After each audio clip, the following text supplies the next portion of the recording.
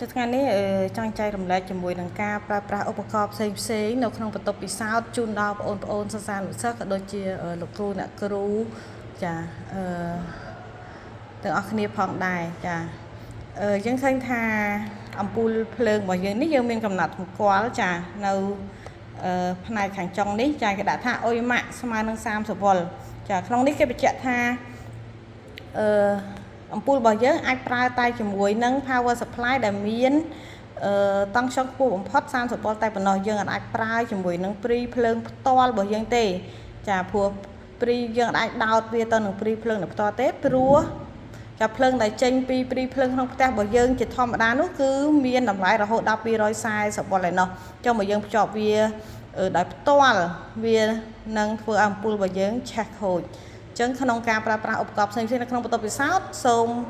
បងប្អូនសិស្សានុសិស្សត្រូវចាប់អារម្មណ៍ទៅលើកំណត់សម្គាល់ដែលមានចានៅលើឧបករណ៍នីមួយៗ